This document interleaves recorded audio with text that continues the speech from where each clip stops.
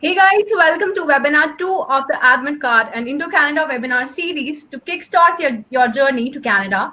Admitkard, along with Indo Canada, is bringing the inside out of the top 10 Canadian universities in a series of webinars. And this is the webinar 2. So, in case you skipped our first webinar, it will be available on our YouTube channel by the name Admitkard, and you can watch it there. So, all of you who have joined us today, welcome to this webinar. So, Mitesh, hi. Hi Bhumika, hi Rupali, and we have a new panel today. So I welcome you all again. So my name is Pragya and I lead the mentorship vertical here at Admitkard, and I welcome you to the day 2 of this, which means the second webinar of the series along with Indo Canada. And today on day 2, we have Ali, we have Tejveer, we have Ryan, we have Samrit. So welcome guys, how are you doing?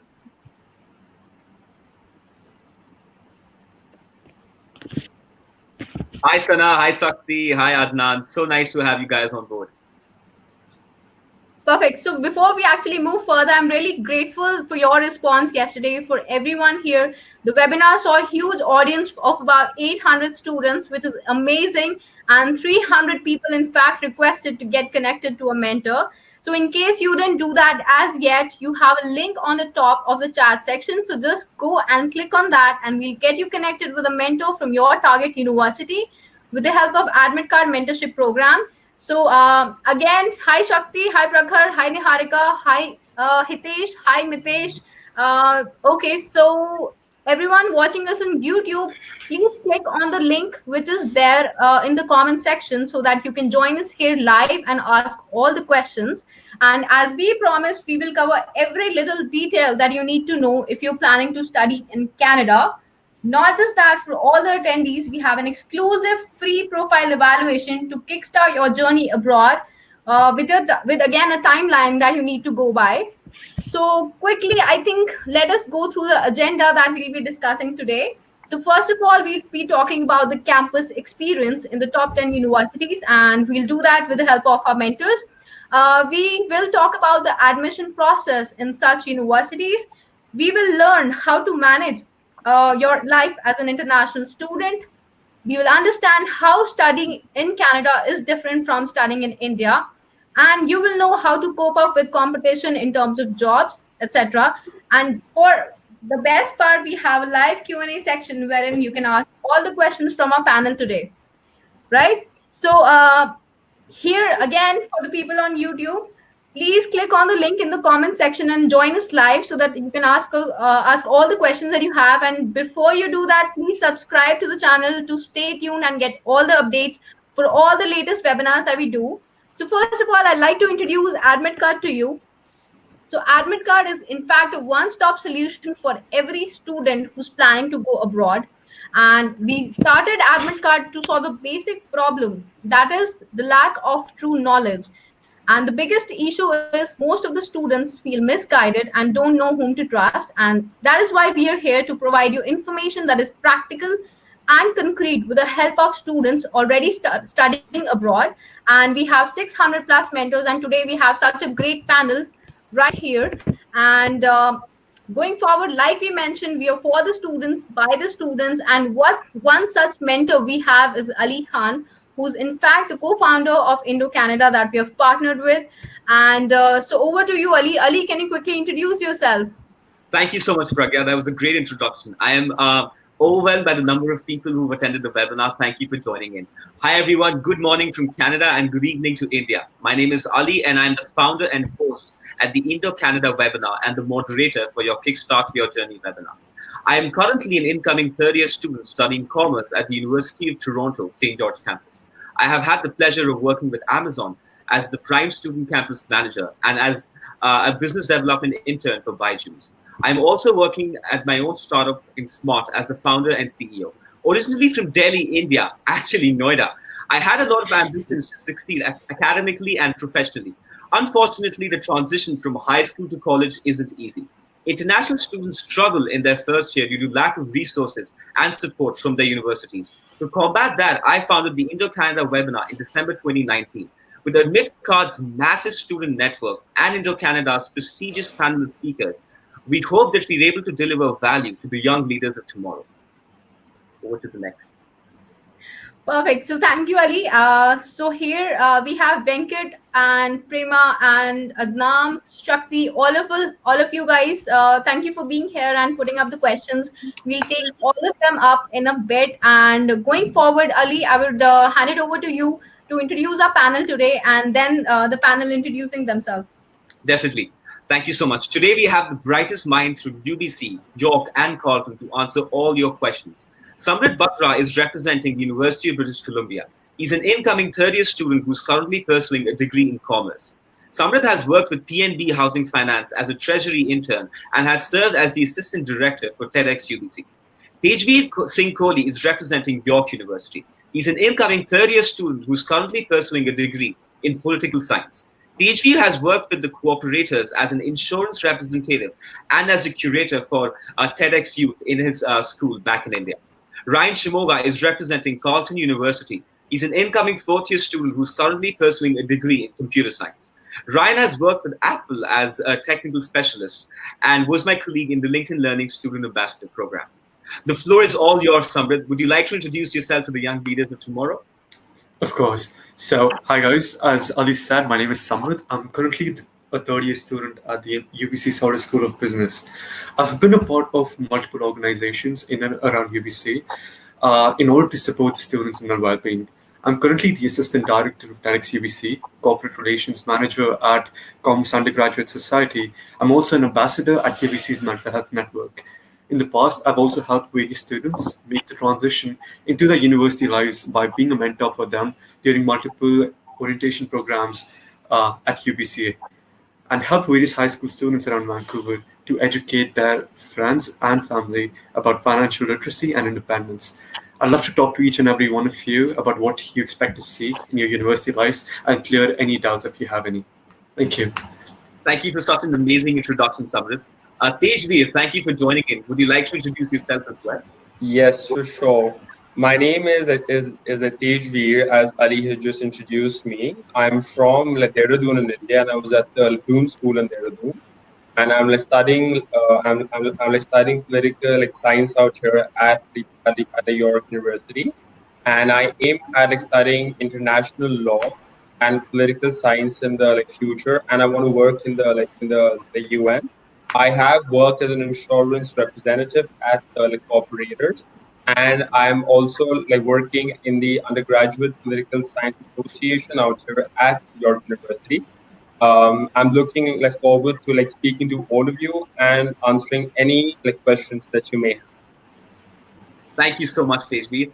Ryan, the floor is all yours. Hey, thank you. So as I mentioned, my name is Ryan. I'm representing Carleton University. I was born in Rajkot, Gujarat, India, and so my family and I moved here over roughly 20 years ago. My journey to university has been a little different. I'm actually a transfer student to Carleton, so if you have any questions regarding transferring into programs or transferring to universities, I could be pretty resourceful for that. I have over 10 years of experience in the field of customer service, sales, and finance. I've worked with the Ottawa Hospital. I've worked with TD Canada Trust as an investment consultant. I've worked with Apple. And most recently, I work on campus as an IT analyst for Carleton University. Outside of campus, I've had the pleasure of being part of the LinkedIn program, where I've connected with a lot of individuals like yourself here in Toronto, as well as in Ottawa. I've been a Great Canadian Sales Competition semi-finalist, and I've held vice chair positions for the University of Alberta Red Cross Club. So I have some experience helping students transition from university as part of the orientation, and I'm really excited to connect with each and every one of you and answering your questions today. Thank you so much, Ryan. All of your journeys are worth listening to. So let's begin with the panel discussion. Sure. So just 1 second. Since we have so many questions there, let us take some round of questions here. We have Venkat who's asking, I've applied for Carleton. When will the results of September 2020 intake will be out? So maybe Right. you can answer that. So your intake results should roughly be out. You're looking at mid-July as of right now, because they're still restructuring their programs. As of right now, all we've really heard is that it should be transitioning between online if you're an international student, with the possibility of having some in-person lectures. So I would say mid-July, you should be able to know more or less what's happening. Perfect. So I hope that's also a question. We have Karthik. Do we have any engineer with us today? That's a good question. But Samrit is So- a commerce student. So am I. Yeah, Ryan. I've transferred from engineering into computer science. If you have any questions about transferring from that, I can help you with that. Okay. So we have Farhan. My daughter name is Fatima. She's studying in class 11. What options are there for her? So that's in fact a very, very generic question because there are like so many options that are available. So we would want to know her better and what she's interested in, and then we can help you out better. So just click on the link on the top so that we can help you out. Okay, one more question here. Okay, I want to know about MIM or finance programs in Canada and required GMAT scores. It's a question from Amar Dyoti. This is a great question, but unfortunately, the panel we have currently is filled with undergraduate speakers. We do not have the expertise about postgraduate degrees, and we wouldn't want to say something which might not be as valuable to you. So I hope you understand. No worries. So Amar Dyoti, you can join the link and we'll get you connected with a relevant mentor who's studying the same course. And one more question here. I want to ask about MS in UBC in mechanical engineering from Anmol. So maybe we can have that answered. Again, that is a degree in the postgraduate sector, so we wouldn't know a lot on that. This webinar is mostly catered for students from grade 9 to 12. And if you have any questions about degrees in masters or diplomas in that scenario, Admitkard has around 600 plus mentors who will be able to help you guide through the admission process. Okay, so the last question I'll take up, it's from Shakti Singh. Could you tell the fee structure? So maybe on a quick note, what is the fee structure of most of the universities? So I think everybody can answer from their part. I'm from U of T. The tuition fees for the first year is around 55,000 Canadian dollars. It increases as per the program you get into. Computer science and commerce are one of the most expensive, which increases to around $60,000. Again, this doesn't include housing and food as well. So housing would cost you around $11,000 and in total around $65,000 a year for a degree in, let's say, commerce in UT. Maybe Samrit can answer about UBC. So UBC has a big fee structure, and there's a huge discrepancy between programs. Arts is around $35,000 for a year, and the business school is the most expensive with about 50 to 55,000, depending on the year you were going into. Housing and food is definitely excluded. That would cost you about another 12,000 for housing for 12 months, and food is another $600 to $700 per month. Great. Maybe Tejvi can talk about York. Sure. So the fee structure for York for the arts program is about $25,000 for the tuition fee, and it from anywhere between 25 to 30,000 dollars. And if you go to the business school, which is the Schulich School of Business, it's a bit more expensive. So we're looking at something about 35,000 dollars there. And the School of Engineering, the Lausanne School of Engineering, is even more expensive with a tuition fee of about $40,000. Now, housing, the good part of York University is it's in the outskirts of Toronto. So in the outskirts, it's not very expensive to stay. So if you were staying inside the city, it would be about $1,500 or $1,000 a month to stay anywhere. But in York, since it's in the outskirts, it ranges from between $600 to $1,000. So yes, you can save on your accommodation if you're going to be out here. And for food, meal plans range from anywhere between $3,500 to $5,000. So we're looking at the overall yearly expense on an average of about $40,000 to $45,000. Thank you so much, Tejvi. Ryan is actually a domestic student, but if you have any information about international student fees, you can share that as well. Otherwise, yeah. No, absolutely. So, I mean, I have experience living off of campus, so I can kind of talk about the rental costs associated, especially in Ottawa. So for me, the first year that I came to Carleton, I was living by myself, so it was about $900 per month. But then, I was able to find someone to move in with, and now it's 700. So you're looking at about, like, if you're doing off-campus housing, like a ballpark of about 8,600, let's say. Your books and supplies are about 1,400, and then your personal expenses, if you take about 2,000, your tuition is what's pretty much fixed, and that's anywhere from 28,000 to about 40,000. So your total costs, if you're living off campus, would range from 40,000 to 51. And then if you're deciding to live on campus with a meal plan and stuff like that, you're looking at about 42,000 to 54,000. So a rough breakdown is actually all available if you check out Carleton's website. So if you need more information on the breakdown structure. Thank you so much, guys. So once again, the housing is different for every city. Downtown Toronto is one of the most expensive areas to live in, whereas Vancouver is also one of the most expensive. So we can't really generalize how much housing would cost you guys. It depends on the university, the city, the state you're living in. So again, we would be able to answer all questions via chat if you join on the WhatsApp link below, and we would be sending you all the links catered to your questions. Perfect. I think, yeah, because we'll take up most of the queries that you have in our webinar. We have addressed pretty much everything. So just stick by, and even after the webinar, you have a link on the top, and we'll answer all the questions. So don't worry about that. But let us move forward. So again, a reminder to people on YouTube, please click on the link that you have to join this live here, and do subscribe to get updated every time. So now handing it over to you, Ali, and you can go forward. Thank you so much. So we start with campus experience. The question I have for the panelists here is, why did you choose this particular university? Are there any struggles you faced in your first year? Can you tell us more about your campus experience in terms of a typical day, student life, clubs, fraternities, sororities, etc.? And we will be starting with Samrit. Of course. So the main reason I chose this university was majorly because of the environment that is around us. The weather around Vancouver is one of the most beautiful weathers I've seen in my life. And since I had the option to go to both U of T and UBC, and they're ranked similarly, I feel that the environment that the students live in makes a lot of difference while being accustomed to life internationally. I also want to add that UBC has been ranked one of the most beautiful and international universities across North America, with alumni from about 140 countries. Thus, it's amazing to experience so many cultures and the beauty of Vancouver at the same place.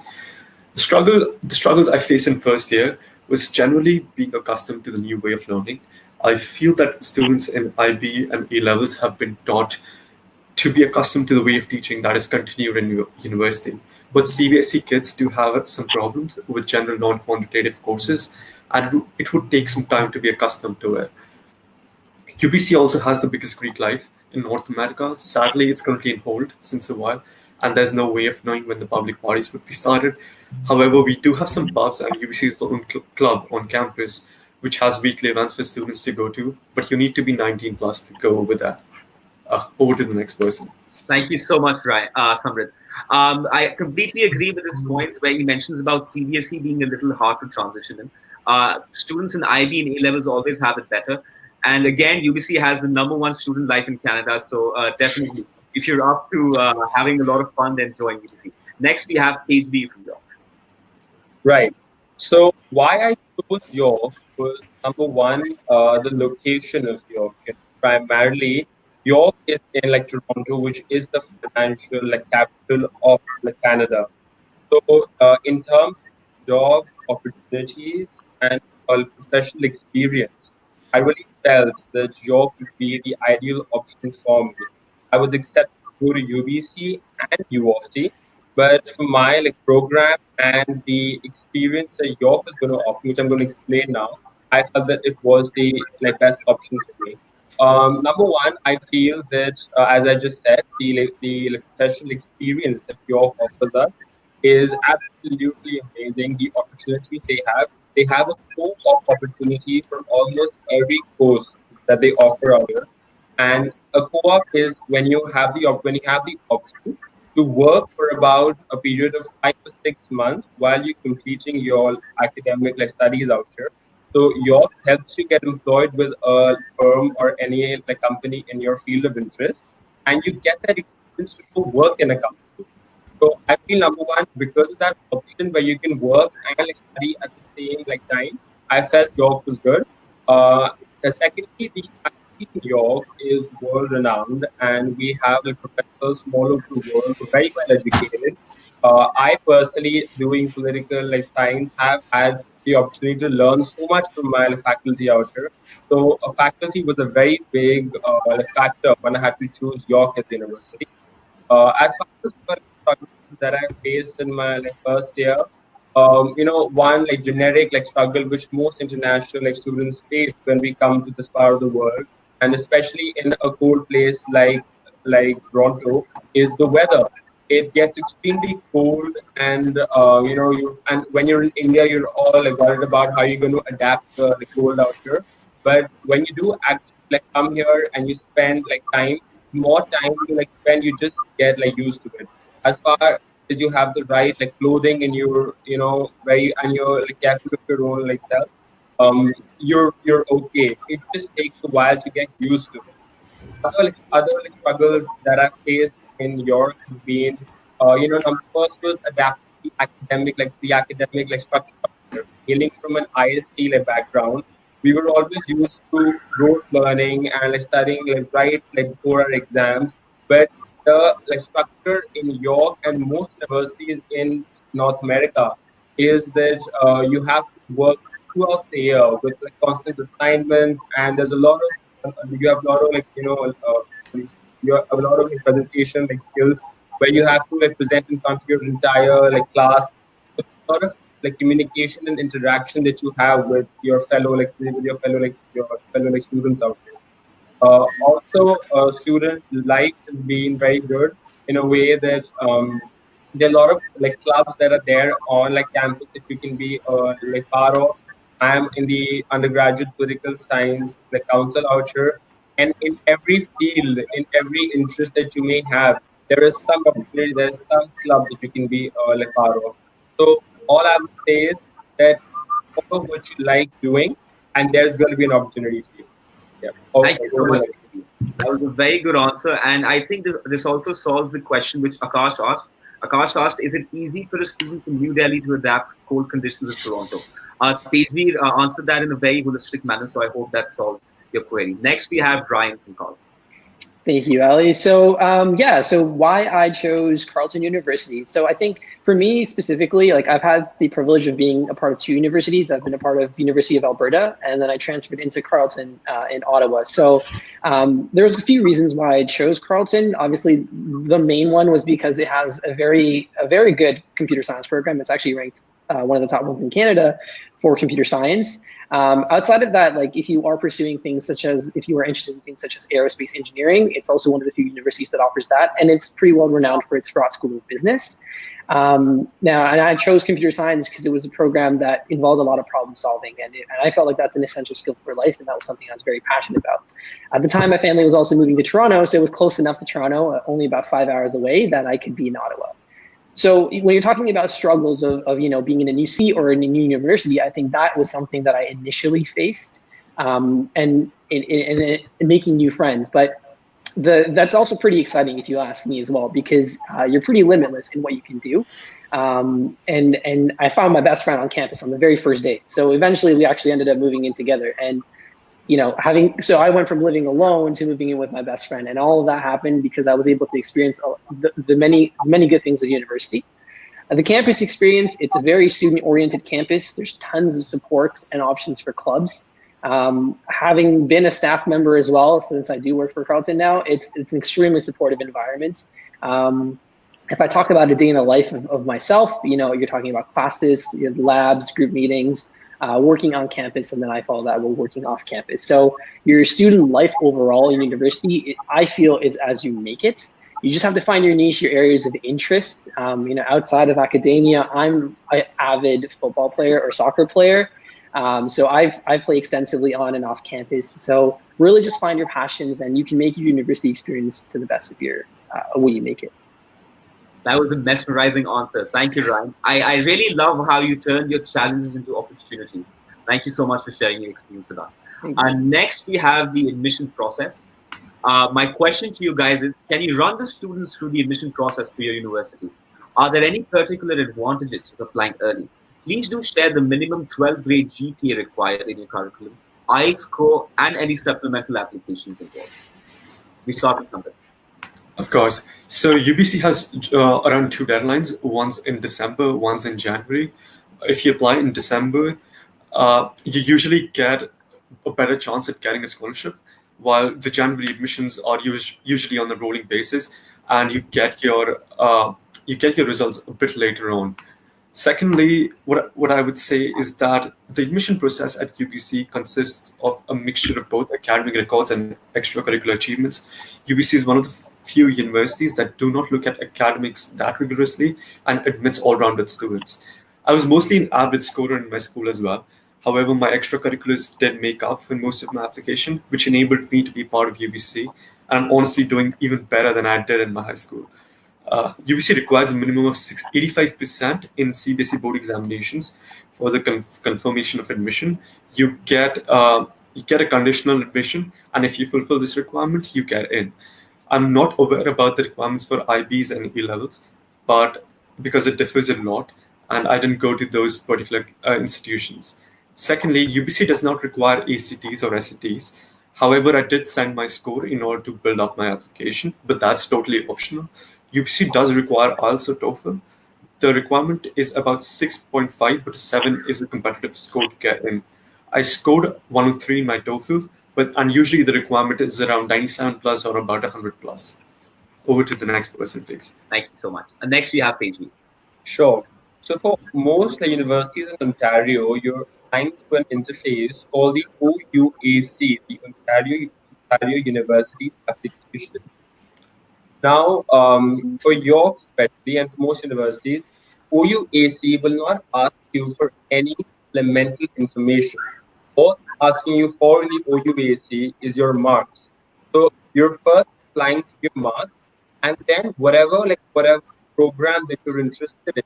For example, for our business school and our engineering school, you have an individual application that you fill up on their own personal website.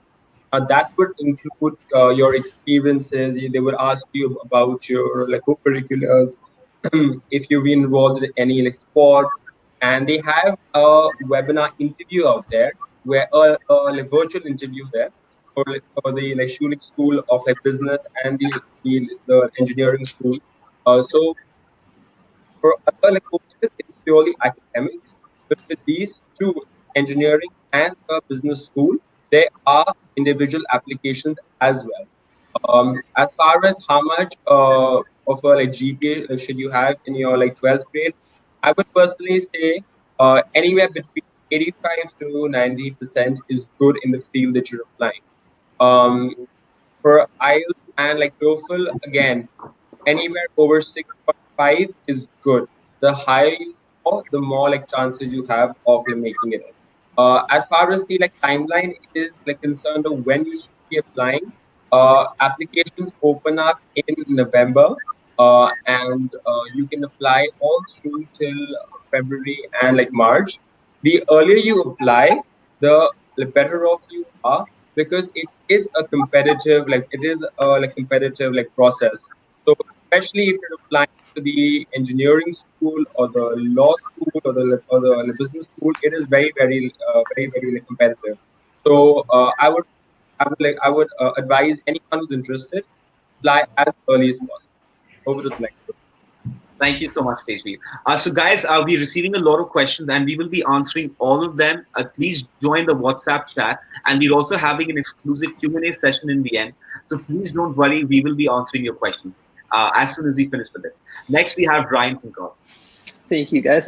So, I think Sam and Tejveer pretty much summarize the application process overall. So I'll quickly go over what the admission requirements are for Carleton. When I got into university, I was doing full IB in high school and I had an overall grade of 90. So I initially got an unconditional acceptance to the University of Alberta. And then when I transferred to Carleton, I received over 12 credits as a transfer. So if you're applying, to Carleton as a high school student and you're looking to get into a science program, the more competitive you are, obviously it will allow you to more scholarships. So having a rough average of about 75% for most science programs is what they're looking at, and 80% or above for specialized engineering disciplines. As far as the IELTS scores go, you're looking at somewhere about 6.5. And if you're looking at the TOEFL, you're looking at anywhere above 86. If you're transferring as well from a program or from another program, you're looking at a GPA or a CGPA of about 3 to 4.0. Now, like I mentioned, with the scholarships, like the higher your averages, the more scholarships you're available to. So if you're in the 80 to 85% mark, you're looking at somewhere about $4,000 over 4 years. You can get $1,000 every 4 years.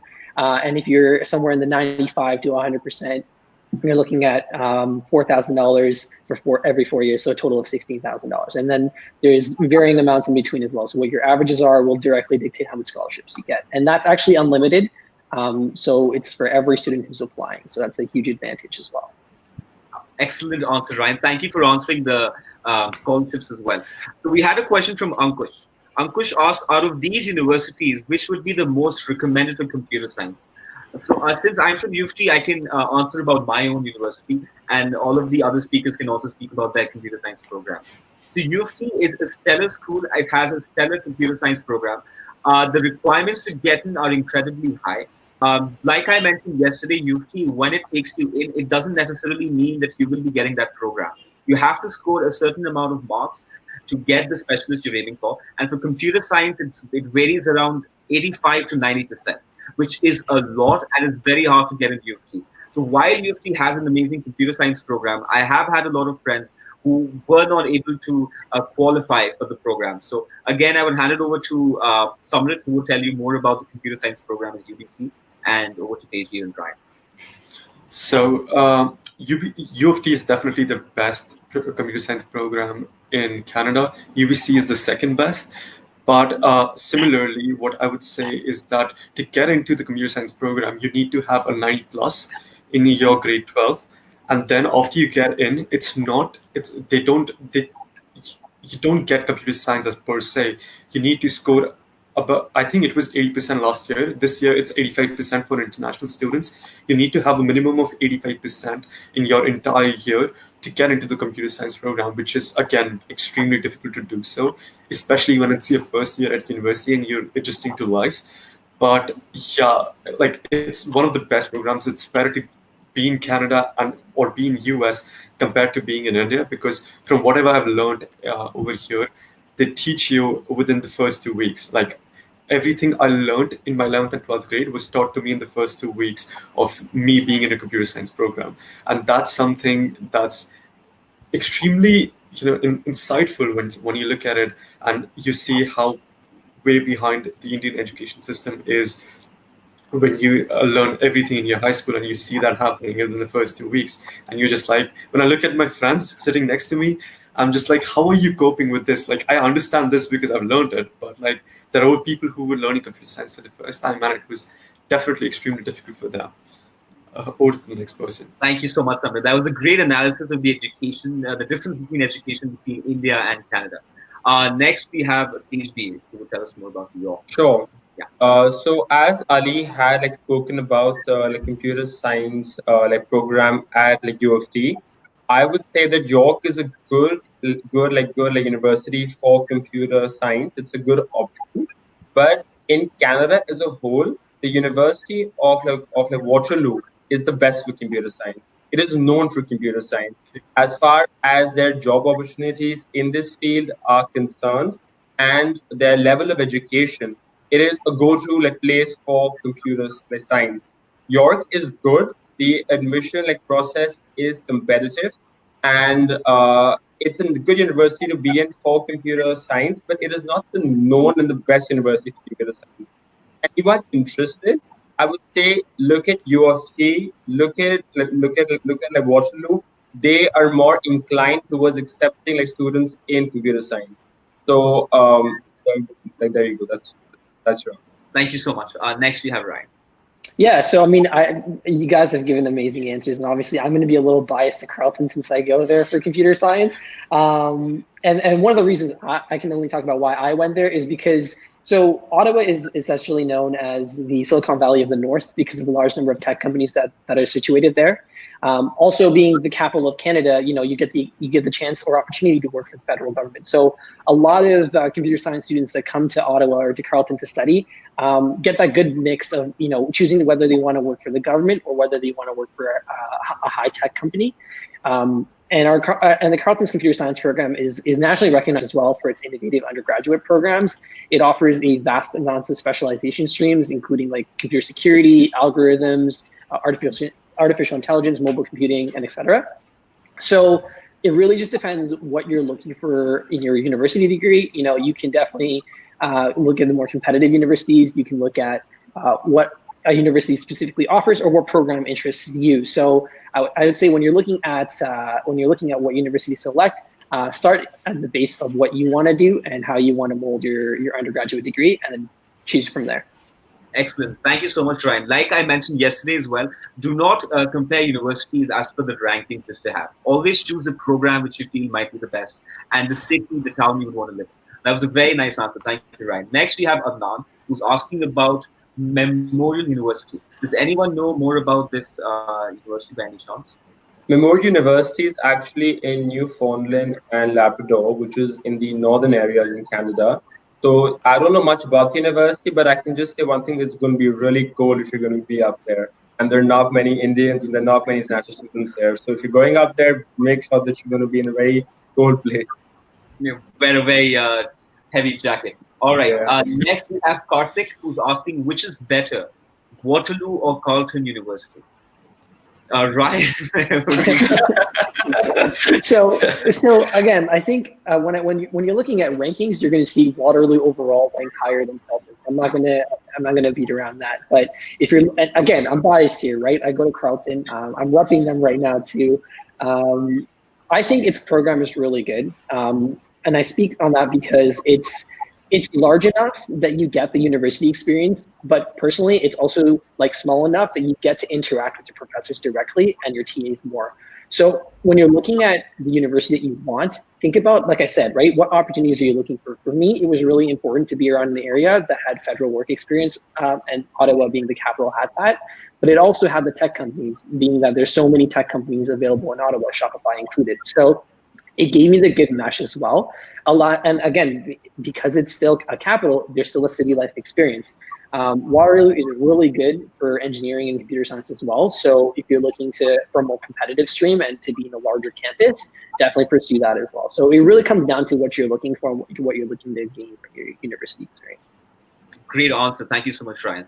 So I do agree with his points where he mentioned that Waterloo is a huge university. You might not get a personalized experience as you would in Carleton. So both have their pros and cons. Next, we move on to academic flexibility. So the question I have for you guys, before that, sorry. So all of those who are on YouTube, please join the live link on Webinar Jam. And before that, please subscribe. So moving on to academic flexibility. How would you describe the academic workload and course difficulty in your university? Is there a lot of flexibility to switch programs, majors or minors if someone changes their mind? We start with Samrit from York. Samrit from UC, I'm sorry. Oh, sorry. It's okay. So in first year, you have extremely general courses that tell you about life and business and enable you to learn basic skills that you would need in upcoming years. The first 2 years are about teaching you the basics of every subject that UBC might enable students to specialize in. I learned about HR, statistics, and quantitative decision-making and economics during my first year. The stats and decision-making courses laid the framework for BTM, accounting, finance, and operations courses that were taken in my second. I took up extremely difficult electives in my first year, consist of high-level math and computer science. However, in order to boost my GPA, I took up some easy electives like creative writing in my second year and focused majorly on my core courses because they are the ones that matter a lot. Transferring to SORDO from other faculties is pretty difficult. You usually need a high area average to transfer in. However, going out of SORDO or minoring in different subjects is extremely easy and doesn't generally have a lot of requirements. SORDO usually has a requirement to take a particular number of non-SORDO courses per academic term. Thus, people usually take the subject that they like to minor in to fulfill this requirement. I feel that academic workload and difficulties vary throughout your university life. there would definitely be some courses that seem extremely easy and some that are really hard in the same faculty. A lot of people take one less course than the full course load in order to have a work-life balance. This does extend the degree by a period of a term or a year. But since I'm someone who likes to have a busy schedule, I try to take an elective which has minimal submissions and focus mostly on the required and core courses. I also feel that it is extremely easy to skip class and fall out of the path and face confusions relating to what's being taught. Thus, it is extremely important to keep up with attending lectures, keeping up with the homework and course load on a regular basis. Following this and some additional study time during the fun season can easily help you cope with academics and do well. Over to the next person, please. Thank you so much, Samrit. That was a great answer. I do agree with him that universities do not mark your attendance. And it's very easy for you guys to skip classes. I was a victim of this in my first year. I knew that we weren't being marked from attendance, and I missed a few classes, but the consequences of the actions which I did weren't very favorable. I somehow missed on a lot of content, and the professors also do not upload all of the notes which they speak about during lectures. So it's very, very important that you attend your classes. Next, we have PhD from you. Sure. Thank you so much, Ali. Workload depends on work approach. And we, the students hailing from India, often have an issue because our work approach is wrong. Doing the IST and the CBST in India, we are very used to spoon feeding with like tuitions and working last minute. I tried that when I came out here and I miserably failed. When you're in Canada, you have to ensure that you're working on a regular basis. As Ali and like Samrit just said, that going for your lectures is very important. I totally agree with that. More than going, even when you're there, involving yourself is what they're looking out for. So the more you involve yourself, the more they're going to actually grade you.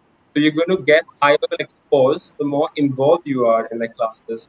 You cannot bunk classes. You cannot just be sitting silent there. You have to make sure that you're communicating with everyone and you're speaking with everyone. So academics has a big component of communication out. You have to communicate. You have to update. You have to make sure that academics is a priority for you. Workload, yes, does vary across different faculty that we have. If you are enrolled in the law school or in the engineering school, you are required to take more credits per year, and it does become more strenuous for them. But on a whole, every field has its own difficulties. It's hard. So my advice would only be your work approach has to be correct. You have to be involved. You have to speak. You have to make sure that you are communicative. Over to the next question. Thank you so much, Tejveer. That was very insightful. Next, we have Brian. I think I actually really like Tejveer's answer. I think it's your approach to university that really defines you in your undergraduate stream, especially. One of the biggest things about university and how it's so different from high school is that, like everyone mentioned, it's unregulated, right? You regulate yourself and you're responsible for your own education. I mean, I remember in all of my classes in the very first day, every teacher or every professor would say, okay, per course, you're looking at outside work about 10 to 12 hours to stay on top. And that's just on the minimum. Now, you combine that with 5 courses a week, that's a lot of hours to be studying, but you have to be able to self-regulate that outside of your own life that you have. As far as flexibility and workload goes, though, I think it's still pretty manageable because in your first couple of years, you're going to take some pretty standard courses that you're going to need to do to move on to higher courses. But along with that, you're going to get the option to take breadth or free electives and then eventually program electives. And this is where you can shape your degree however you'd like.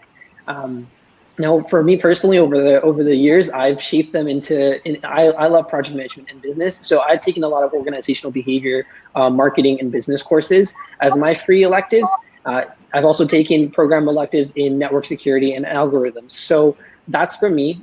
It could be totally different for you. So while you could be taking a degree in computer science, you could shape that with additional courses into however you'd like, and that's another huge benefit of university. You're not necessarily defined in the program that you're in. you always have options to experience courses in other disciplines if that's what you choose. And that's kind of where the idea of like, do you want to add a major or a minor come into play? Really, that all depends in what your CGPA is at the end of every year. And if it's in good standing, as they say, in your academic performance evaluation, then you're eligible to apply directly online for adding a minor or a major. But like everyone said, the basis of it really comes down to what you want to do in your degree and how regulated you want to be in shaping it.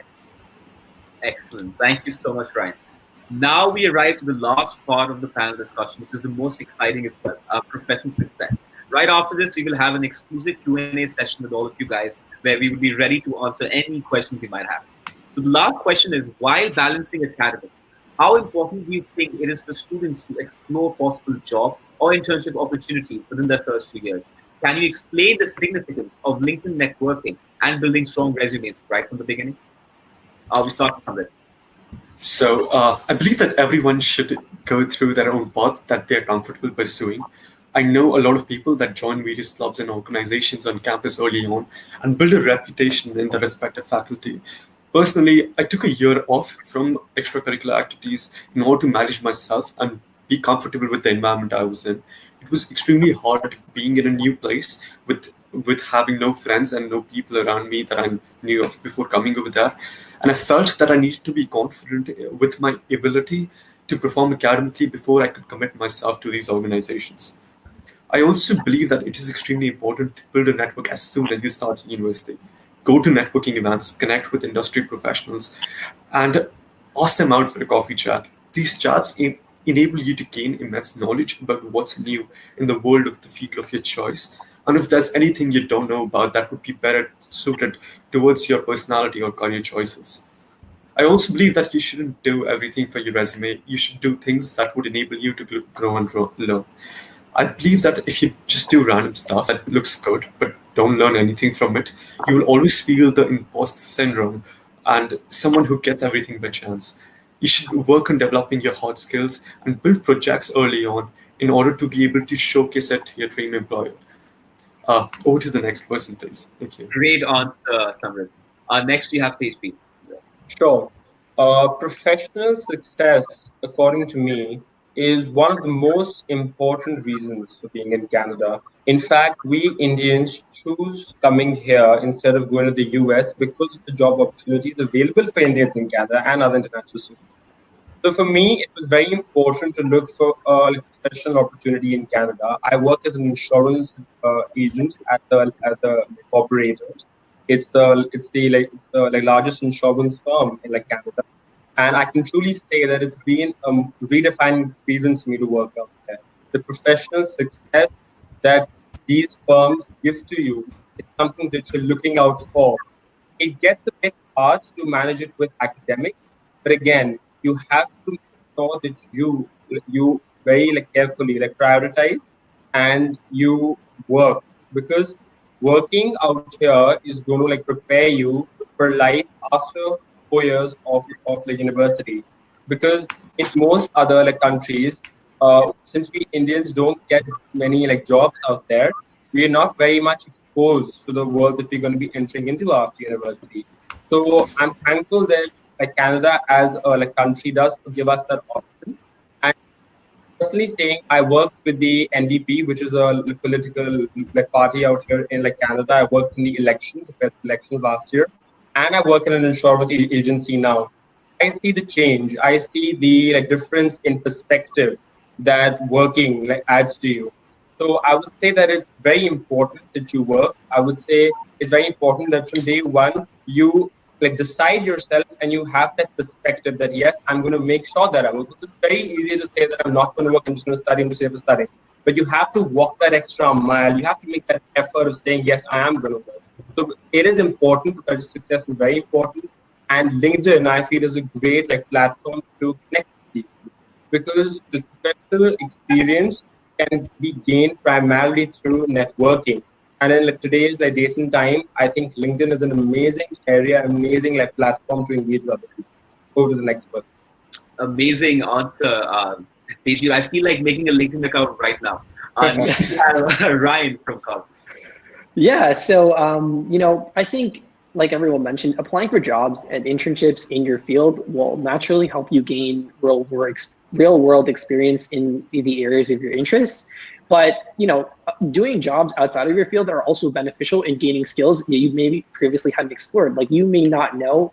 For example, I had a huge passion in finance and I had no experience into it. But I initially joined TD, which is one of the banks here in Canada, and worked my way up to becoming an investment consultant. And that was purely based on passion alone. It was not related to my degree at all, but it exposed me to a wealth of knowledge in the industry of finance. And what that shows employers is self-initiative and self-motivation. So outside of the work that you do, the projects that you work on are also equally as important. And I think with university specifically, the moment you step foot, you're going to be hit with several different things coming at you. Clubs to join, sororities, classes to take, electives to take, and that can get overwhelming. So it's our responsibility to help to kind of like filter that down to what actually interests you and then shape your path from there. Like coming out of high school, you have a blank slate. What the journey and the story that you write on that blank slate is totally up to you. There's also a huge opportunity on campus, to be a part of many different conferences.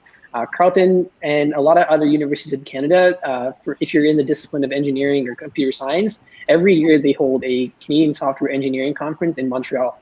And that's been a huge opportunity for me to connect with major tech companies and other students. It's a great place for networking. Carleton also holds the SOAR Student Leadership Conference. And last year we had Chris Hadfield as a keynote speaker, who we may recognize as the first Canadian astronaut to live abroad the International Space Station. So there's so many opportunities that are on campus, but the one that has served the biggest for me over the last year or 2 years for sure has been the LinkedIn Ambassador Program and LinkedIn overall. Like that has exposed me the most to the benefits of networking and creating a personal brand. I mean, and like Ali mentioned, if you don't have LinkedIn, I would highly, highly encourage you to download it, set up a profile. 93% of recruiters are using LinkedIn to research and recruit candidates. So it's a great platform to have. It's a public display of your work and your expertise, the skills you've attained, and what you're currently working towards. So even if you're taking courses online, now over the summer, you can upload that and show employers that, hey, just because there's no jobs happening doesn't mean that I'm not doing anything. And so LinkedIn is a great tool for jobs, for networking, for following companies, for looking at articles and joining groups. So you at the end of the day, you are your biggest asset. So you want to work on you for you. And I think if you do that, you're going to be successful no matter where you go. That's very true. All of the speakers gave a very mesmerizing answer. Thank you so much, guys. I completely agree with the fact that despite your degree, you can pursue any work opportunities. You can study computer science and you can be an insurance representative at TD. So despite your degree, you can pursue anything you want. Secondly, as everybody mentioned, it's really extremely important for you guys to make a LinkedIn account from day one.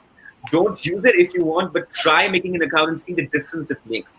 I also wanted to share an experience which I recently had with LinkedIn. I also did this yesterday. I shared a post about my interview with a club in UTCA. I chose a very innovative approach of going through the interviews via presentation. And the national director at the Royal Bank of Canada actually loved the presentation. He shared it on his own profile. He even texted me on LinkedIn and said, wow, this is a great approach. That's how I scheduled a virtual coffee chat. And now I'm connected with a lot of recruiters in this bank. So one post can change your life. So I would recommend all of you to go and make a LinkedIn account and connect with all of the speakers here, maybe get some tips off us. We would be happily available to help you guys guide through your LinkedIn journey, because that's how I also became successful, and Ryan and Samrat and Daisy, all of us. So that concludes our panel discussion, and now we would be open for questions. Feel free to ask any question you want, and Pragya would be moderating this session, and we would be answering this. Pragya, do you want to continue with the mentorship points?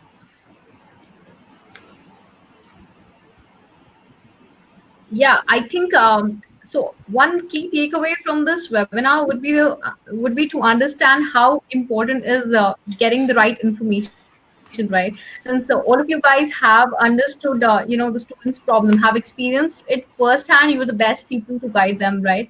And so to provide that, Admitkard will in fact connect every one of the attendees here with a perfect mentor. And a perfect mentor means somebody who has same aspirations as you, maybe the same course, somebody studying in your target university, and they'll help you out in that entire process.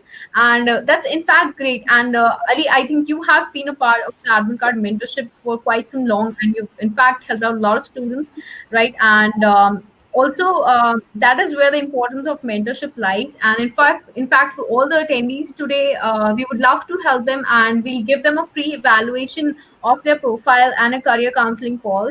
And in fact, we would love to schedule a session with mentor Ali as well, and to guide you further. And we'll do that starting tomorrow along with Ali Khan. So before that, one thing I want to address here is to guide you on how exactly do you need to start your study abroad journey, right? Since you guys have had your piece of journey so far, Admitkard has been trying to get in touch with such mentors so that we can curate something unique for all the students, right? So at Admitkard, there's going to be one person that handholds you in your entire journey, right? So I wish when I was planning to study abroad, I had somebody to guide me through, handhold me in every step. It might be test prep, it might be university shortlisting. It becomes really, really easy. Then there's a constant connect with the person, and in fact, most of the experts that we have have studied abroad themselves. So it just gives the first hand experience and a real evaluation of the problems that you're going to face. Again, we have experienced people to guide you through, and at the same time, most importantly, like I couldn't stress enough the importance of having a mentor in your life, not just academically or in your study abroad journey, but once you go there, somebody will be there to help you out. Maybe cope up with the if you're feeling left out, if you're feeling depressed with a new place, you're facing some troubles in terms of networking with people, you want a perfect accommodation, you want some help from part-time jobs. We cover up everything with the help of mentors, and along with Ali as well. So here is a quick timeline that you should follow for your next immediate intake. It is a common timeline that you can use for Canada and USA as well. So first of all, you need to start with your test prep in the following months, in July, August, right? And Admitkard in fact helps you out with preparing them. So it's kind of like a one-stop solution. So once you come to us, you can prepare for IELTS, give your IELTS test, make sure you're giving enough mock tests to practice. And once you have a tentative score with yourself, you can basis that you can shortlist the universities that you can apply for, right? Going forward, you have to finalize an essay.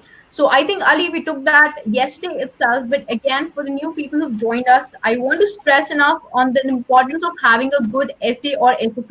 So how important is it to write a good SOP, which is like a statement of purpose, or an essay for the admissions? And I think this is a common question that each one of us can help the students out with. Definitely. I completely agree with the importance of essays here. I think everybody would be able to answer it better. So to start out, despite your academic scores, the university kind of selects you based on your extracurriculars, based on your writing skills, communication skills, academic skills. So they holistically kind of evaluate you. And it's very, very important for you guys to start your essays as early as possible.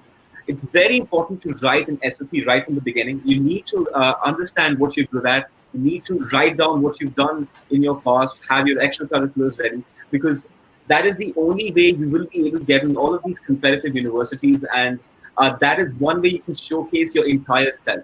You're not only about your marks. I didn't score very well in my pre-boards. We didn't have the board results at that time, but I had around like 60 to 70% in my pre-boards, and I had to showcase something different. The way I wrote my essays was one of the reasons why I was able to get in the universities early before my board results.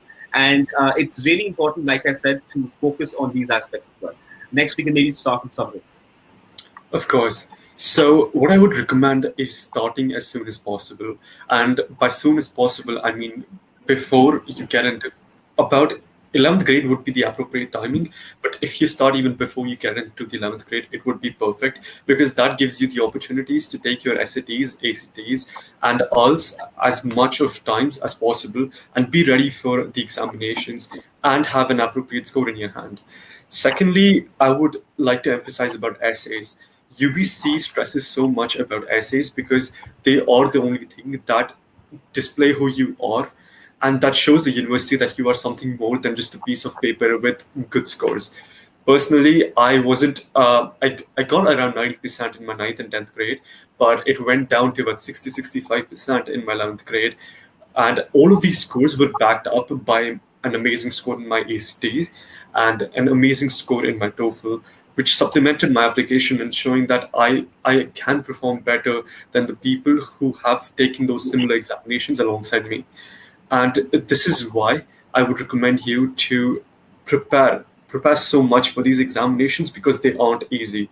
It took me more than about 100 to 150 hours of preparation at the minimum time to still feel that okay, I can take these examinations.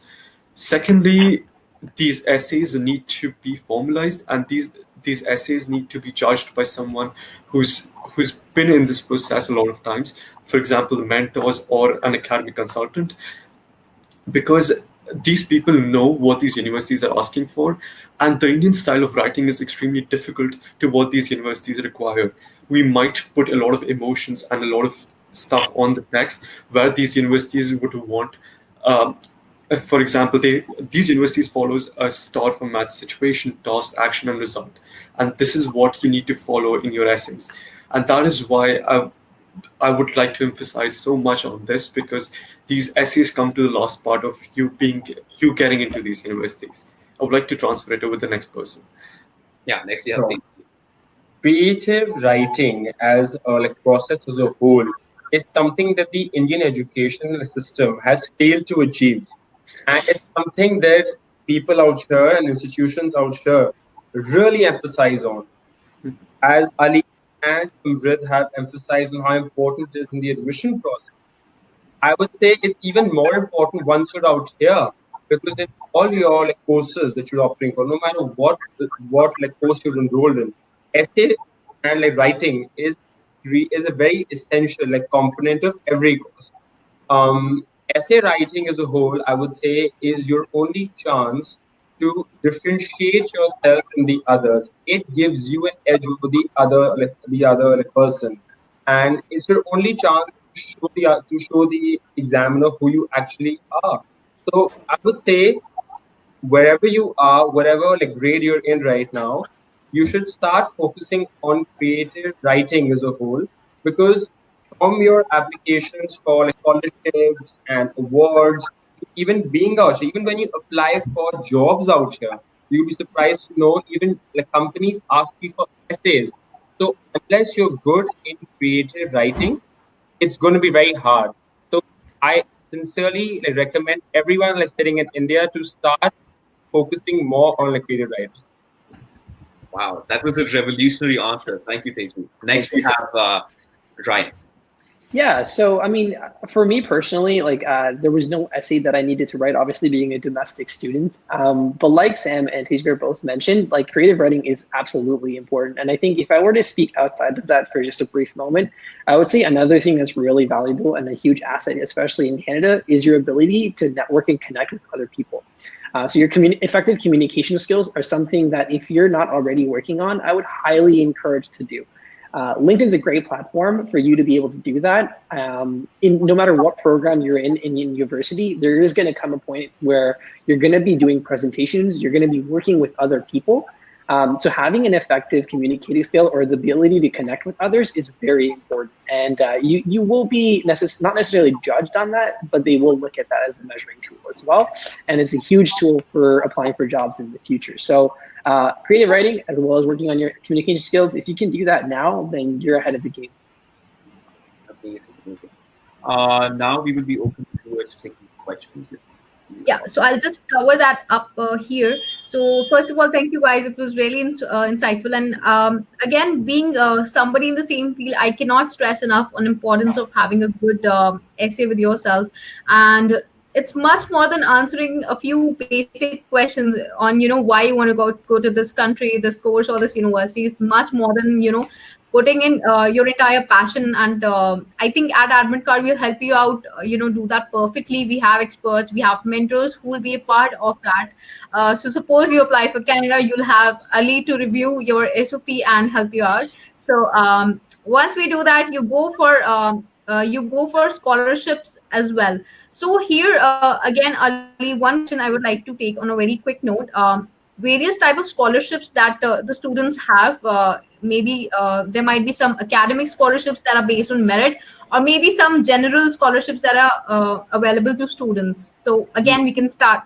That's a great question as well. Again, I think every representative from their own university will be able to answer it better. So from the perspective of UT, there is a scholarship called Lester B. Pearson Scholarship. This is one of the most competitive. It's a full ride, 100% scholarship where you wouldn't have to pay for your food, housing, and you would also get like pocket money per month to spend. So that's like an ideal opportunity. Despite the low acceptance rate, I would still recommend each and every one of you to apply for that scholarship. And in addition, you also have in academic scholarships where, let's say you score 80% in your first year, the university grants you $2,000 or $3,000 off your tuition fees. So it's not just that when you're applying, you are eligible for scholarships. It's also that when you are performing well in your university, in your first year, second year, third year, you're still eligible for scholarships, which will reduce your tuition fees.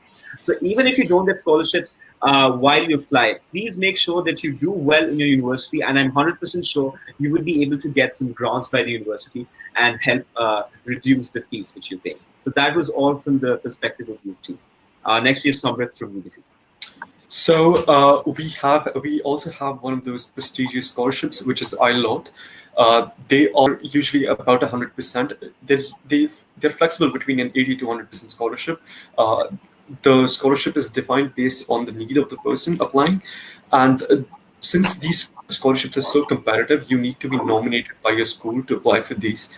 And secondly, I think there are about 5 to 10 people from India who were given these scholarships last year, and these scholarships are distributed between the entire world.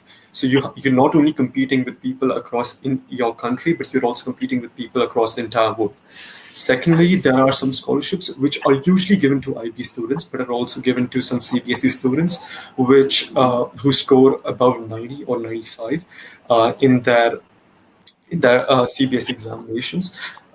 These are called OIS, which is Outstanding International Student, which is a $10,000 scholarship and is given. It's renewed annually based on the amount of percentage you get. You need to maintain a minimum of 75% to be eligible for the scholarship to be renewed next year. There are also some merit-based scholarships. If you are within the top 10% of your class, you get $1,000 off of your tuition fee. If you're within the top 5%, you get $5,000 off of your tuition fee. And there are also additional scholarships which change on a year-to-year basis at UBC. And it would be better for you to go on the site and search about that. Thank you. Over to the next person. Very well-rounded answer. Thank you so much, Samrit. Next, we have Tejvi from York. For sure. Thank you so much, Ali.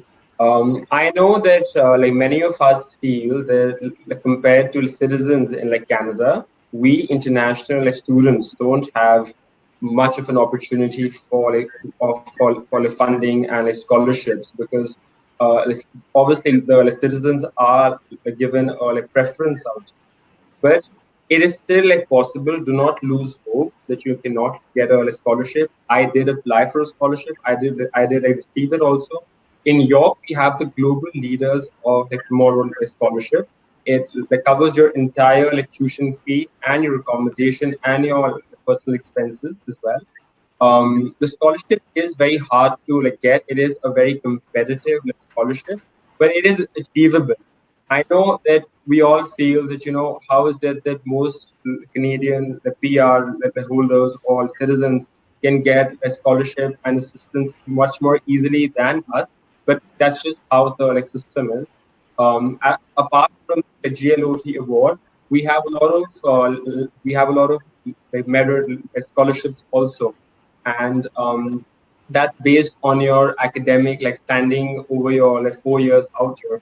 So I was a recipient of the international like merit award for about 4,000 like dollars annually, and it is like possible to have a lot of like scholarships which are based on your achievements and on your interests. For example, if you are in the political science faculty, then there would be an award for the political science faculty only. If you are in the like, business faculty, there would be business awards also.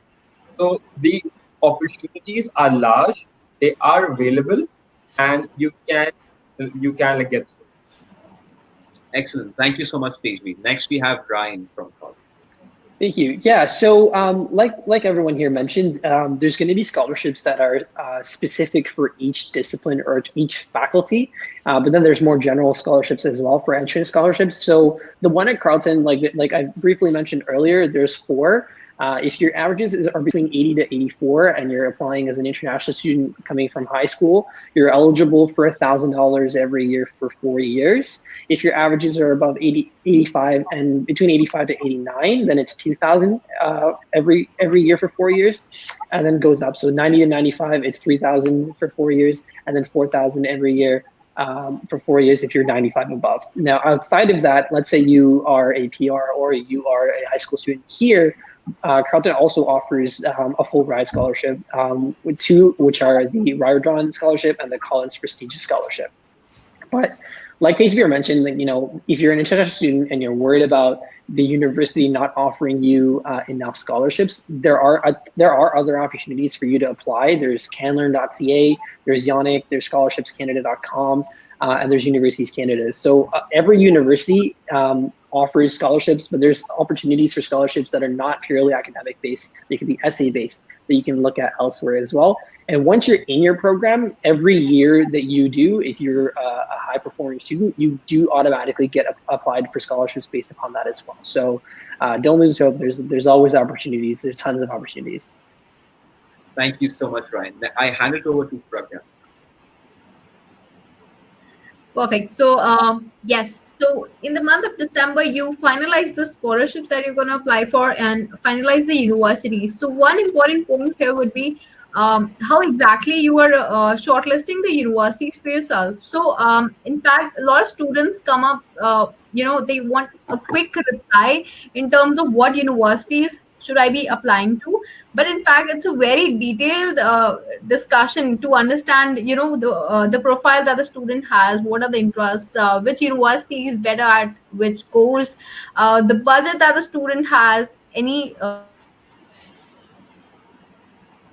the location that the student is looking for. There's a lot of things that go into that.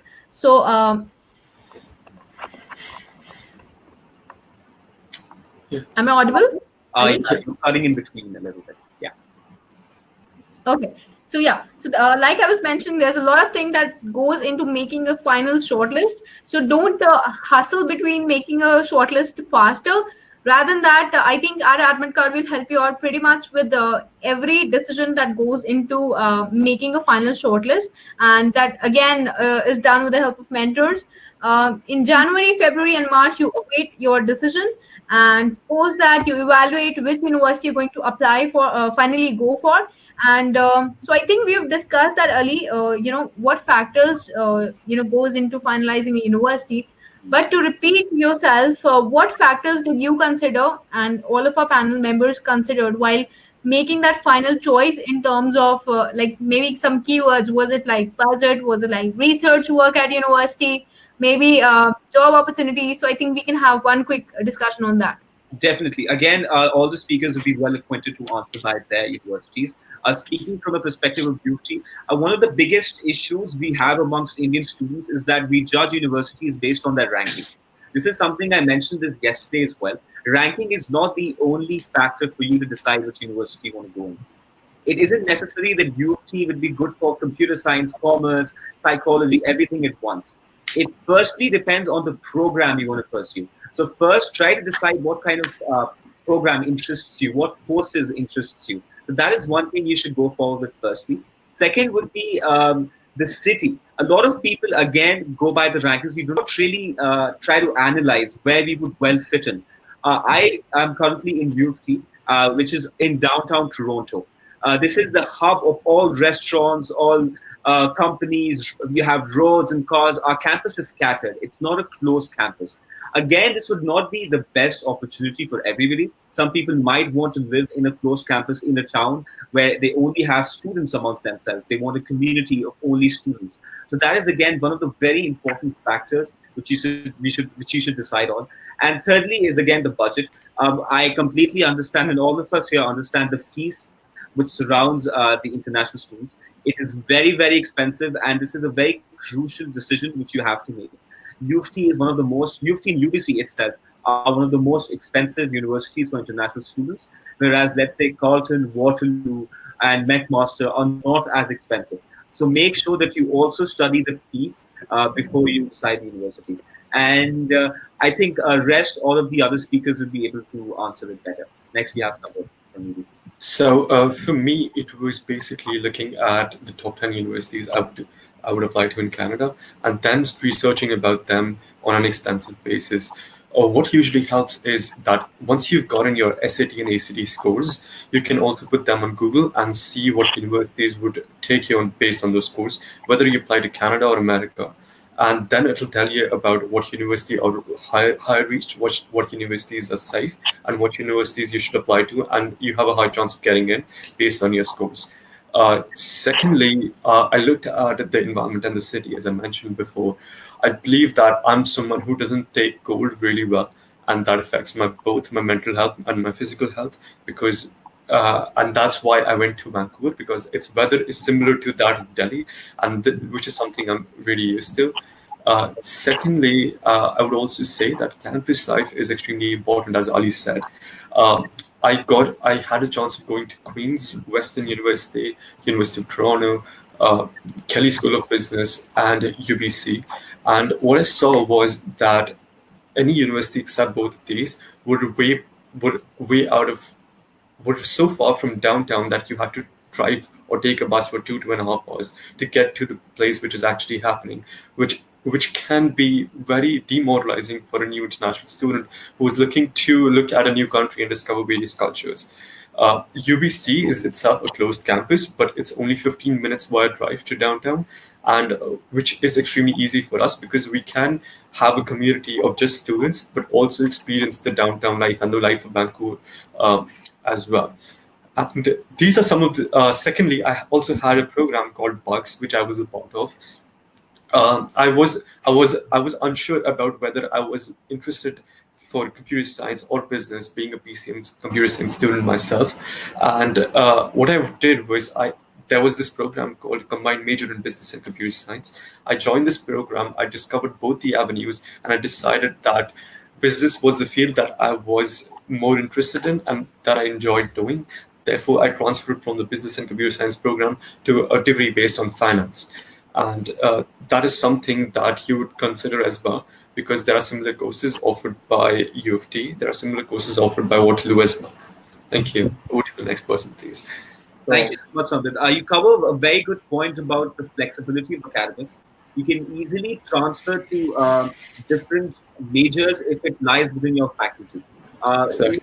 Speaker like Hannah mentioned yesterday, if you may be under the Faculty of Arts and Science, you can switch programs between that. So that's a very good point. Next, we have PhD. Right.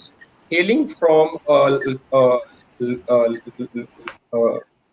I audible? I don't think I'm audible. No, you are. What's not getting past the middle? Yeah, sorry. So, as I was saying, hailing from a public school, from the Doon school background, I have always really emphasized, and I've been taught to look for schools which emphasize on a holistic education. So when I was choosing the university of my choice, I wanted to look at a place which offers me co-curriculars, academic, and sports, a good variety of things which I can learn from. Similar to my schooling back at Doon. So we were always taught to look out for a place where we can learn holistically from. So while applying to universities, that's a very major factor for me to see some place where I can form that kind of an environment where I can learn all three things. So that was number one for me when I personally looked at applying for a university. On a general basis, for everyone else who's looking to apply, you have to look at like weather, because a lot of like people choose going to Vancouver over like coming out here to Toronto because it's simply not as cold there. But then again, like people choose like people come here instead because work opportunities and jobs are much more out here.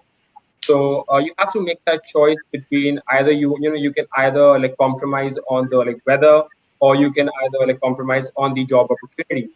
So while applying to university, I think these are factors to look at. Of course, funding and finances is equally as important. York is not as expensive as UBC or UOT for the simple reason that it is in the outskirts of the city. So for us, we save on our accommodation costs. We do not spend as much as you would like probably staying in like downtown Toronto, because we're a bit away from downtown Toronto. And I think York gives us that opportunity to get more involved in like campus life. We have the York, you have the York Lions team out here, and it's an athletic team that we have. It gives it's mostly open for everyone to like join in, and it's a very interactive like club which people are like part of. So you can be a part of that like club, and there are many other associations and like clubs like the York Lions where you can involve yourself. I think York gives us the opportunity to stay within our like campus and interact more in our campus, simply because it's a bit secluded. So you like get that opportunity to be more involved out here. You like get to know more like people out here in York, because when you're in a closed community, you get the opportunity to be more active, to be more known. So yeah, that's what it is. All right. Thank you so much, Tejveer. Next, we have Brian. Yeah, so there's a few points that everyone here has already stated that I just want to kind of readdress, and it was basically the number one thing, starting off with that, like, don't obsess over finding the best university. And I think we all kind of briefly mentioned that, like, if you're going to look at any metric, make sure that it's student satisfaction scores that you're looking at, because you want to go to university and you want to study a course where students are happy, but at the end of the day, you want to make sure that you're choosing a university where you're going to be happy. Because your university experience is going to be exactly as you make it. So, let's say you start off with an initial program and you want to change your programs halfway through. How flexible is your university, or how accommodating is your university to work with you if you choose to do that? Those are some things that you want to look at over just the ranking of the university. Now, without a doubt, everyone wants to go to the top university, gain the top education. But at the end of the day, it's what your university does for you that should be the highest merit. Moreover, like, when you're applying for university, make sure it's because you want to go there, like, make sure that's a city you want to live in. Make sure that the courses that they're offering are the ones you want to take. Otherwise, your experience will not be to the extent that you are going to want it. And also, like, work out whether you want to go to a research university or a teaching one. There's obviously benefits to both. Like, if you're someone who's more acclimated or more inclined to research-based opportunities in the future, then choosing a research university or one that's known for its research would be really good. But if you're looking for personalized learning or one that's more teaching-based, then you can choose that as well. So really just comes down to what you're looking for and what you're looking to gain from your university, and that should be your top priority. Absolutely agree with Ryan. It is all a unique experience. It depends on what you want to study, which city you want to live in. Every university has its own pros and cons. There is no perfect university out for you, no number one in Canada, something like that. So always there are a lot of factors which go through this process. So make sure that you evaluate them holistically. Next, we are ready to take these questions. Perfect. So, yes, in fact, I think it depends a lot on the students. Whichever university you're going for, make sure you're making the best out of it. Connect with people. Don't hesitate to make new friends. And yes, you should have that global exposure once you're going for global universities, right?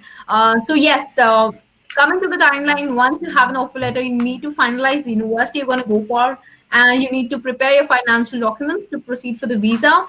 In June, you apply for your visa, and in July or August, you should be ready to fly to your destination and complete your dream of studying there. So one thing I would like to address here is it is very important. I would mention it's not. I can't stress it enough. It's very important to have people who experience things at first hand. So this is in fact one of our counseling members who would help you out. So once you reach to Admitkard, you would have somebody as a mentor, which means somebody like Ali who is actually currently studying abroad to help you throughout the process. At the same time, there will be somebody at Admitkard to guide you in that entire process. So, like we have Priyanka here, and I think she's been a perfect counselor to all the students. She's herself had a first-hand experience for 10 years. And yeah, she studied abroad, so she would relate with the problems that you're going to face. These are some of the top admits that the students have got from Admitkard. It's like a lot of universities here, but don't worry. Once you come to us, we'll figure out the best university for you. And now coming back to the perfect ending to this webinar would be a live Q&A section wherein you can ask all the questions. Before we go for that, please click on the link on the top and you can join Ali in an exclusive chat. And now I think we can begin with a quick Q&A. And Ali, I'll address some of the questions that I have in front of me, right? And we can take them one by one, right? So the first question is from Rishi Khurana. My son is already studying in high school in Saskatchewan and will be in grade 12 in the coming session. He's planning to take medicine as a career in Canada only. What should he do? So somebody can take that question up. I mean, that's a great question. It's great that his son is looking for universities right now. UT is a home to one of the best pre-med schools in Canada. I would definitely ask them to apply for UT as well. In addition, if any of the speakers have any information about med schools in their own universities, they can tell us more about it. So I'm not aware about the rankings of UBC, but we do have a dedicated pharmaceutical building, and we have a pharmaceutical, like the pharmaceutical department of UBC is one of the best. And since we are adjoined by the UBC hospital, there are a lot of tests and a lot of human testing, animal testing that takes place over there, and it would be extremely beneficial if they're looking for a personalized and a practical experience. UBC would be an appropriate institution to go to. Thank you. So one thing that I'd be interested in clarifying out here would be that unlike India, where you can pursue medicine in your bachelor's, in Canada, you will simply cannot do the same. Out here, you first do your undergrad in biology or medicine, and after that, you get the CAT exam, the medical CAT exam. And based on your scores in the MCAT, you become eligible to apply to medical schools, for example, U of C or York or even UBC. But that's all after your undergrad. So for undergrad, you can do any field that you may be interested in. And after that, you apply to MCAT. It's very similar to the law system out here. For law, you do the same. You can do any field that you may be interested in, and then you give the LSAT for law. So it's the same thing. Very good points. As I mentioned as well, we have 3 med schools, and you cannot jump on to a medicine field before pursuing a bachelor's degree. Next, you Brian, if you have any points. You're mute right now.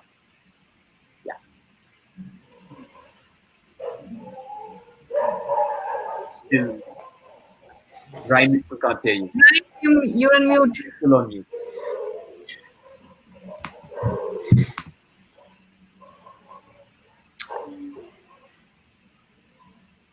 No. And no audio. You have to enable it from the top bar. Yeah, must be like So I've been able. He can't hear us. He can hear us. Okay, perfect. So that time I'll take up a question. Yeah. No, I think we'll take up the next question from Sanjay. What is the fees for University of Saskatchewan? How are part-time jobs there? So anybody could take that question up. I wouldn't know the answer to that. If anything. Yeah, I think the website would be the best option for him to go to. Yeah, so I think nobody else. Next question. Yeah, so we'll take a question from Rishi Khurana. Due to pandemic, he came to. Okay, so we are. Okay, so due to pandemic, he came to India last month when the procedure for admission in university will start. So actually, it's the Uh, same person who addressed the previous question and wants to ask when the admission process will start in the universities. So the admission process is the timeline is same for every university. The requirements are usually different. For the next year onwards, a lot of universities are not taking like they have made the SATs and ACTs optional, so that could be something that could be extremely useful. However, if he is a student in CBSE, I would definitely recommend you to take the ACTs or SATs because the IB students may have an edge over this, but CBSE students might not face the same. Thank you. Over to the next person, please. I agree. Teju, do you have? So the timeline is same for all the like colleges out here. It's the same for university. If you start applying somewhere between November and like December, and you usually have an offer by April or May or like June at the most. But because this entire COVID like, situation that we do have, they've extended a lot of like timelines and a lot of options have been extended. So it's all a bit like jumbled at the like moment right now. But we should get more like clarity from universities soon. Yeah, I completely agree on Teju's point. There is no fixed timeline for next year, but as far as we know, the timeline is still the same as compared to last year's. And as Samrit mentioned, the requirements for SAT and ACT are optional now. Brian, would you have any points to add here, or did you hear the question? I just need to hear the question again because I was Yeah, out of the conference for a second. admission timeline changed because of COVID-19. So to my knowledge, they haven't really changed. I mean, I think we're still accepting applications. Obviously, it's very undecided at the moment and how the university experience is going to go. And that's really just subject to what happens with the Canadian borders. So, if you're an international student, I would pretty much expect, as of right now, it wouldn't be faulty to expect that like classes could be online maybe your first semester with the subject of maybe changing to in-person come January. Again, that's all really just speculative at the moment, but our applications are still open, so you can still continue applying. Excellent. Thank you, guys. So with this, we conclude today's webinar. I hope you guys gained some value out of our discussion. You're free to join the WhatsApp chat, ask any questions you might have after this webinar. Just wanted to add one thing. So sorry. Just one like general advice. So my younger sister, like Serena, is also applying for University of Canada. And for her and for everyone who are applying, my one advice would be that please come here with an open mind. Please come here with no like bars in hand to do one thing. And I think please feel free to evolve and explore out here. This is a place for exploring. When we come with a mind like blocked with something, we're often missing out on a lot of things. Come with an open mindset and open experience, and you're going to have a like great time. All the best for applying. Very true. I completely agree.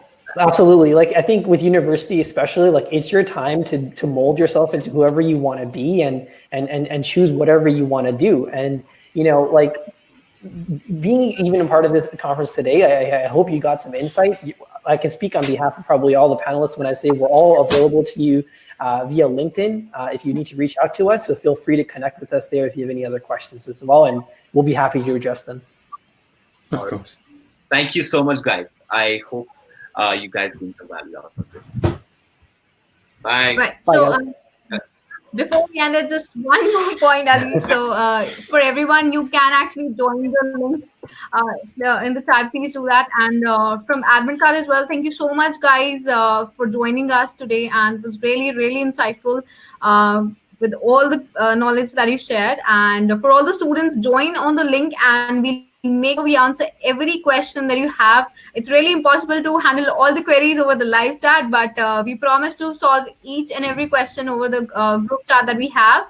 So on that note, thank you so much, guys, once again. And hopefully we'll connect again for another awesome webinar.